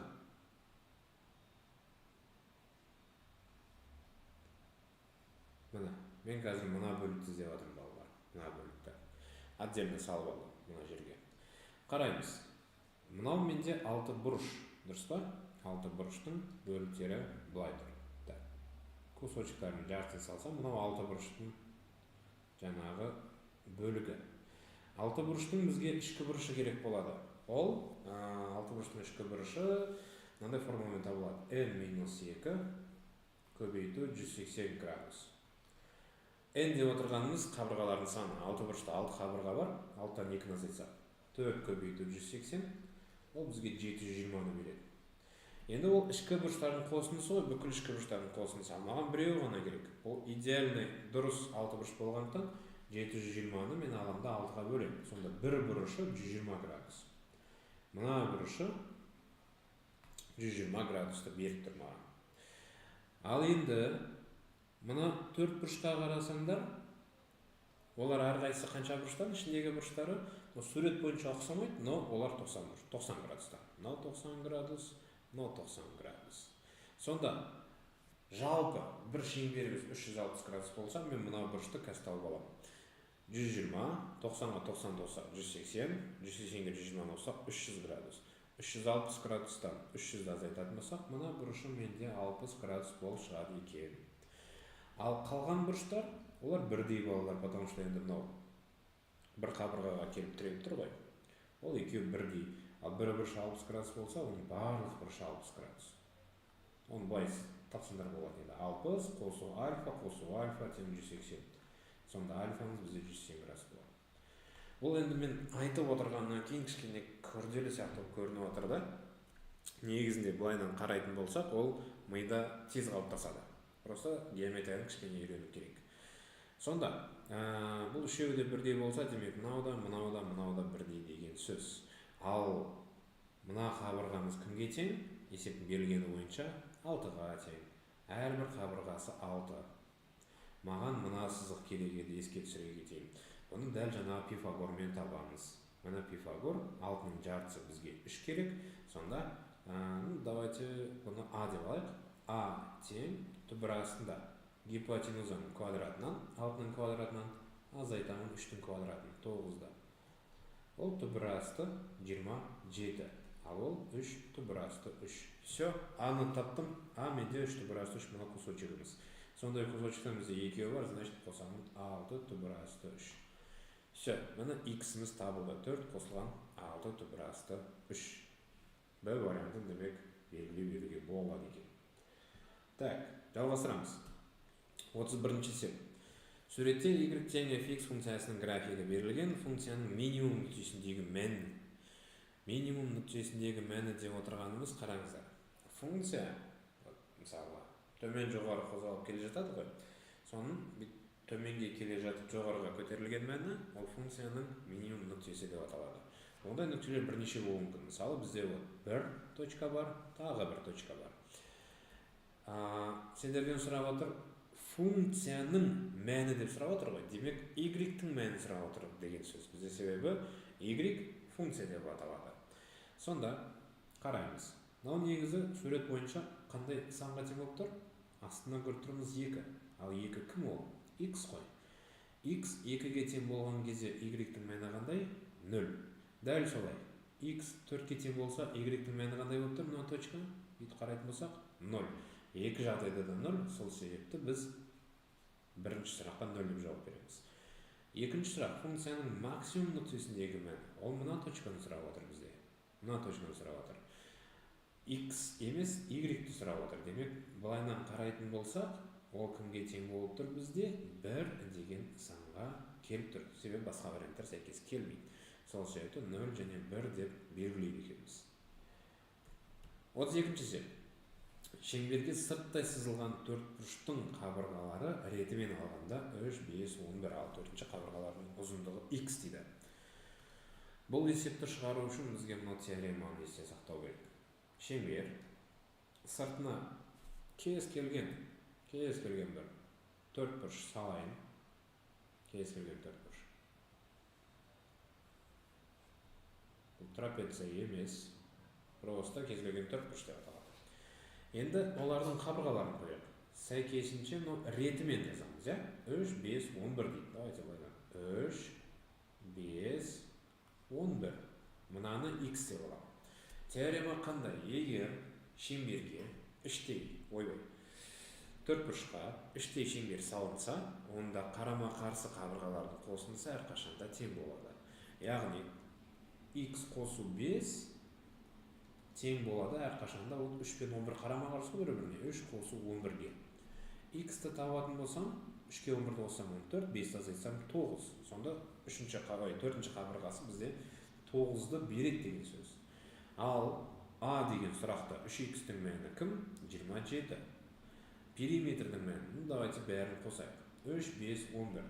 Так, периметр тең 3 қосу 5 қосу 11 қосу 9. 3-ке 5 қоссақ 8, 11-ге 9-ды 20 қоссақ 28. Сонда мына жерде мен 28 деп белгілеуім керек екен. 32-ші есептің жауабы. 33. Өрнекті ықшамдап белгісіз коэффициенттерді мәндермен сәйкестендіріңіз дейді.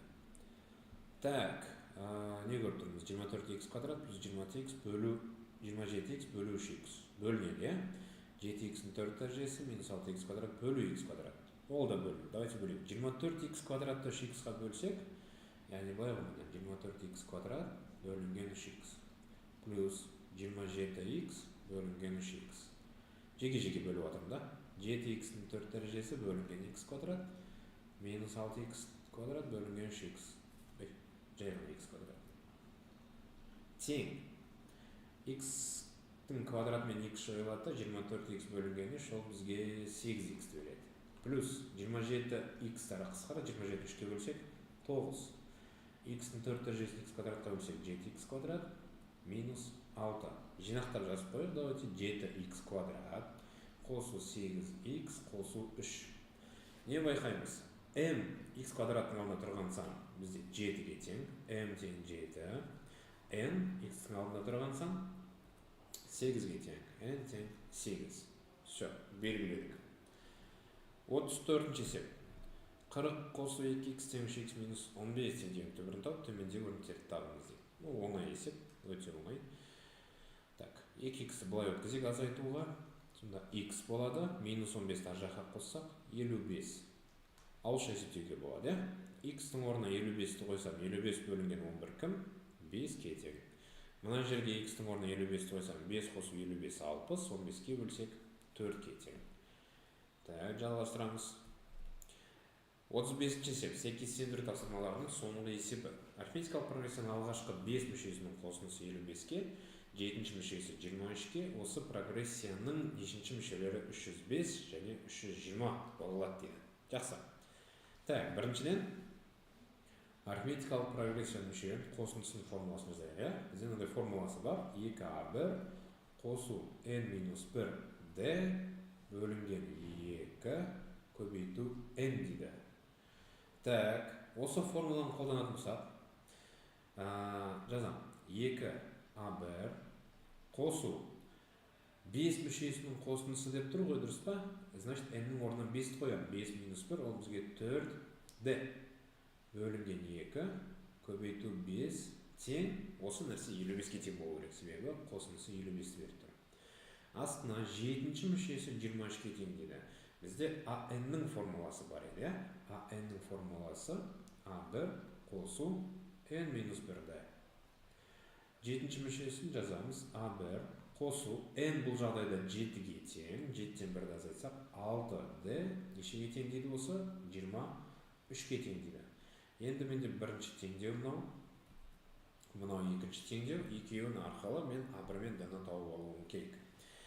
Оларды давайте былай істейік. 5 пен 55-ті қысқартсам кім? 11. Мынау 2a1, 4d-ны екеуін де 2-ге бөліп a1 қосу 2d болады, тең 11-ге. a1 қосу 6d-ны астына жазам. a1 қосу 6d тең 23-ке. Так, азайтып жіберем. Былай азайтқым келіп отыр. a1-лер жойылады да 4d тең 12-ге, d тең болады 3-ке.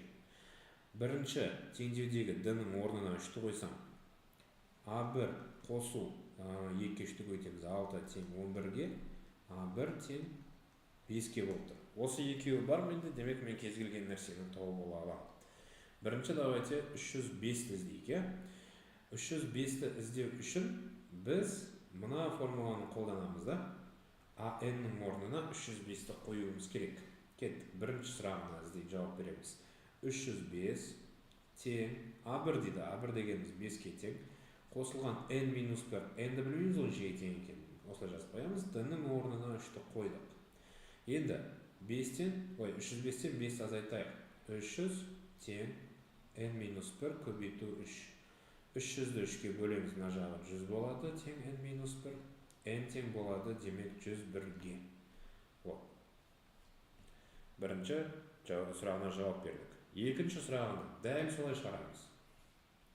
Бұл жолы 320 тең 5 қосу n минус 1 көбейту 3. Так, 320-дан 5 азайтатын болсақ 315 тең n минус 1 көбейту 3. Енді жаңағыдай 315-ті 3-ке бөлеміз. Ол бізге 105 болады, я? 105 тең n минус 1. n сонда тең болып тұр 206-ға. Ол жауабымыз да бізде шықты. Так, мен камерамен жауқам жоқ мұ, все нормально. Так, жалғастырайық. 36-шы есеп.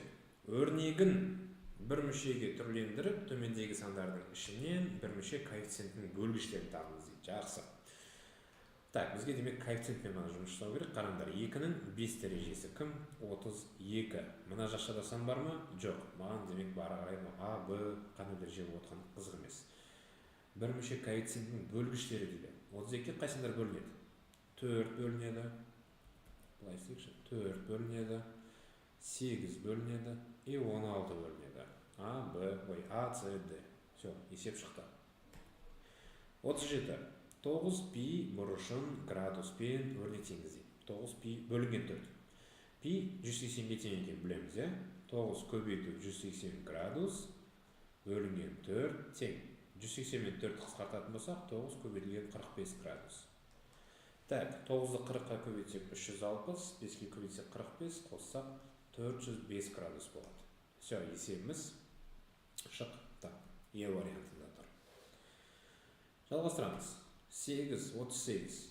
Геометриялық прогрессияда 4-ші және 5-ші мүшелерінің қосындысы 20, 3-ші және 4-ші мүшелерінің қосындысы 5-ке тең болса, онда осы прогрессияның алғашқы 5 мүшесінің қосындысына тең болатын жауаптар дейді. Так, давайте жазып алайық. 4-ші және 5-ші мүшесі B4 қосу B5 тең 20-ға. Астына жазамын. B3 қосу B4 тең 5-ке. Осыны біз жүйе ретінде қарастыруымыз керек.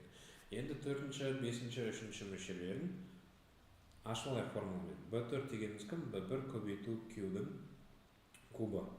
Қосу B1 көбейту Q-дің 4 дәрежесі. Осы нәрсе 20-ға тең. Астында B1 көбейту Q-дің квадраты қосу B1 көбейту Q-дің кубы тең 5-ке. Енді бірінші теңдеуден мен жақшаның сыртынан нені шығарып жіберсем болады? B1 көбейту Q-дің кубын шығарып жіберуге болады, я? Лайна. Жақшаның ішінде кім қалады? 1 плюс B1-де кетіп қалды, Q-дің 4 дәрежесінің Q-дің кубы кетіп қалды, Q қалады. Тең 20. Астынан B1 көбейту Q-дің квадратын шығарып жіберем. Жақшаның ішіне дәл солай 1 плюс Q қалады, тең 5. Енді біз екі теңдеуді бір-біріне бөледі екенбіз. Сонда B1 көбейту Q-дің кубы 1 плюс Q бөлінген B1 көбейту Q-дің кубы Q-дің квадраты 1 плюс Q тең 20 бөлінген 5. Так, 1 плюс Q мен 1 плюс Q-ді қысқартсақ болады, B1 мен B1-ді қысқартсақ болады. Q-дің кубын Q квадратқа бөлсек, Q түседі екен. 20-ны 5-ке бөлсек, 4 түседі. Q-ді таптық. Дәйті B1 тауып алайық. Ол үшін Q-ді аламызда, так, екінші теңдеуге қойған дұрыс, екінші теңдеудегі Q-лардың орнына қойып шығамыз. Q квадрат 4-тің квадраты 16 B1 плюс Q-дің кубы 4-тің кубы 64 B1 тең 5. 16 B1-ге 64 B1-ді қосатын болсақ, 80 B1 тең 5-ке. B1 тең болады, значит 5 бөлінген 80, ол кім? 16-дан 1. Так, вот маған қажетті B1-ді таптым. Q-ді таптым. Сұрақ қандай?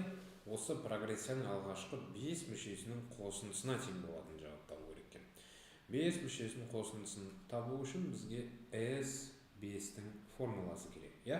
Ол B1 көбейту Q-дің 5 дәрежесі минус 1 бөлінген Q минус 1 тең. B1 дегеніміз 80-ден 5. Ойбай, 16-тан 1 кешіріңдер. 16-тан 1 Q-дің 5 дәрежесі. Q бізде 4. 4-тің 5 дәрежесі. Оның 4 дәрежесі 256. 4-ке көбейтсек 1024 минус 1 бөлінген астында 4 минус 1. 3, я ол? Так. Мынау жақшадан 1023 шығар. 1023-ті давайте 3-ке бөлейік. 1023 бөлінген 3. 341 дейді. Так, 16-тан 1 тұра берді. Көбейту. Мына мен мынаны бөлген кезде 341 шығады екен. Екі бөлшекті көбейтеміз. 16-дан 341 болады. Ол бізде С нұсқасында тұр екен. Енді бізге не істеу керек? Жіктеп қою керек, я? Яғни аралас бөлшекке келтіру керек. Но Д нұсқасы қатты ұқсап тұр соған. Давайте тексере салайық. 21-ге 16-ны көбейтсек шығады 336, 5-ті қоссақ 341 шығып тұр. Демек, С және Д нұсқалары болады екен. Все, есебіміз шықты. Келесі 39. Иррационал теңдеулер жүйесі. Шешімі осындай болса, x0 минус y0 өрнегінің сандық бөлгіштері болатын жай сандар табыңыз дейді. Так, давайте былай істейік. Түбірасты x және түбірасты y осылай шарт кете берсек болады, бірақ a қосу b деп шығарсақ, кішкене көзге ыңғайлы. A қосу b тең 13 және түбірасты x-ті a, түбірасты y-ті b деп алдым. 3a минус b тең 23. Не істейміз?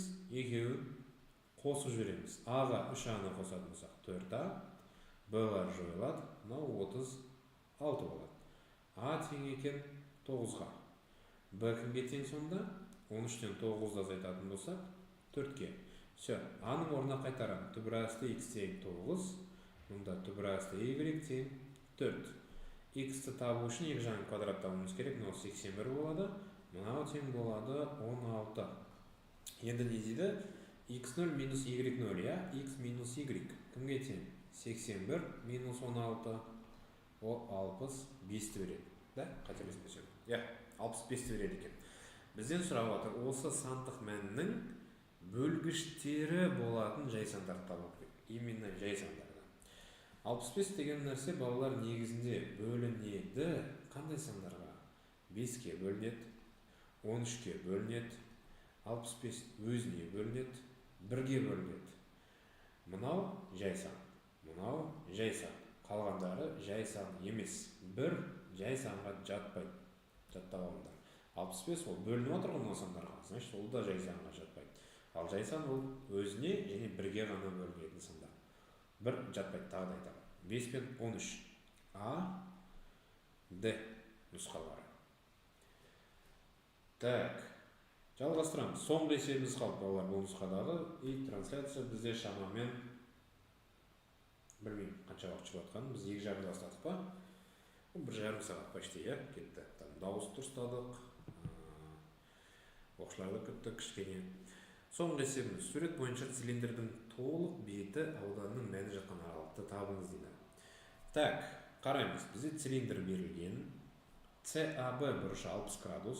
Ол суретте де тұр міне. CAB бұрышы π 3,14, түбірасты 3-тен 1,17 деп жуықтап ал дейді. Жақсы.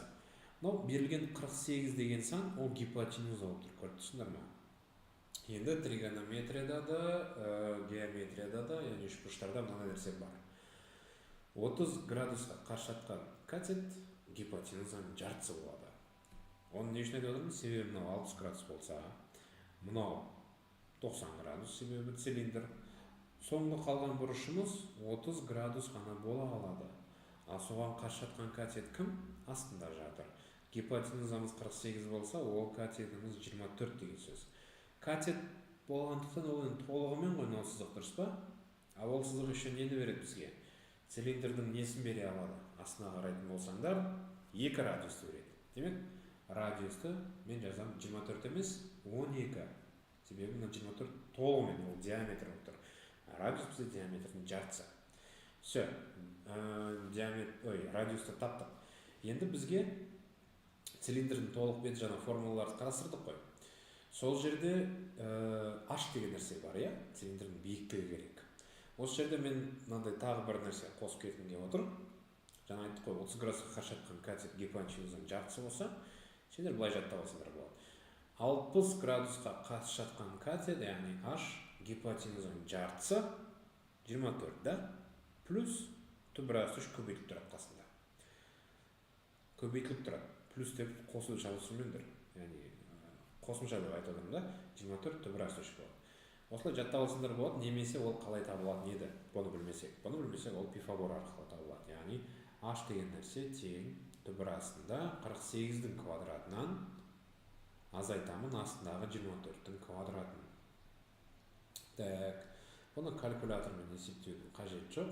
Қысқаша көбейту формуласы бойынша 48 минус 24, 48 плюс 24. Так, есептейтін болсам, 48-ден 24 азайтатын болсам, 24 шығады. 48-ге 24-ті қосатын болсам, 60, 72 шығады. Давайте жіктейік. 24 дегеніміз кім? Ол 3 пен 8-дің көбейтіндісі. 72 дегеніміз 8 пен 9-дің көбейтіндісі. Мұна 2-8 көбейтіп, түбірасынан шығар жүрсек болады 8 қылып. 9-ды түбірасынан 3 қылып шығар жүрсек болады. Қалып қойды, мұна 3 қалып қойды түбірасында. 8 мен 3-ті көбейтсек, 24 түбірасты 3. Все, дәл жаңа санымыз шықты. И все. Демек, біз толық бетінің одан формуласын сала береміз. Оны 2 пи квадрат, 2 пи дегеніміз кім? 3,14. R квадрат, радиусымыз 12, оның квадраты 144. Плюс 2 пи RH, пи дегеніміз жаңа 3,14. R деп отырғанымыз 24 түбірасты 3 қой, түбірасты 3-ті біз қалай жазамыз 1,7. И, так, 2 пи, H, R қалып кетті, 12.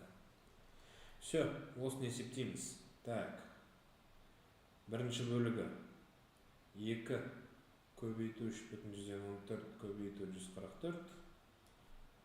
Мынау маған 904 бүтін 132-ні береді.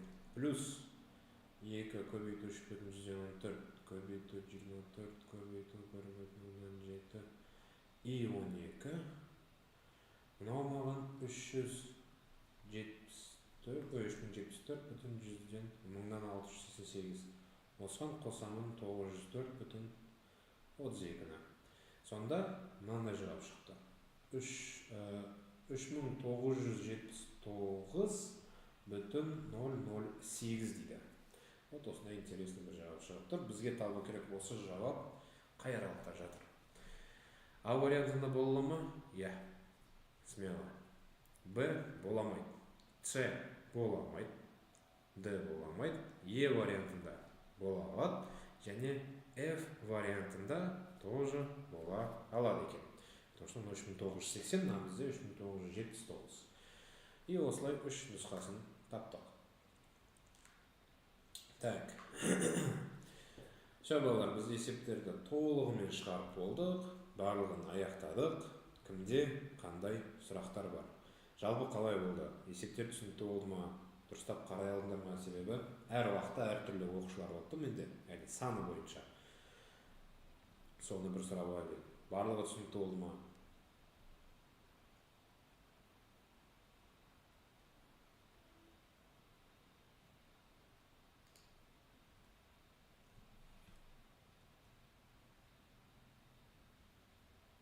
Сұрақтарың болса, осы жерде қойсаңдар болады, немесе сол телеграмда комментарийда қойсаңдар болады. Так, көріп отырғандар жазып отыр, барлығы түсінікті болып деп. Мен кейін біраз уақыттан кейін нұсқаны отдельно өзім жіберем, және оның шығару жолдарын жіберем. Немесе тек шығару жолдарын ғана осы өзім телеграм каналыма жіберіп қоямын. Я міндетті түрде саламын телеграм каналға. Шығару жолдармен саламын, шығармын, скорее всего. Все, балалар. Нұсқа талдауды аяқтадық. Сау болыңдар, көбірек есеп шығарыңдар. ботада кірем деушілер болса жақын арада барлықтарына сәттілік тілеймін.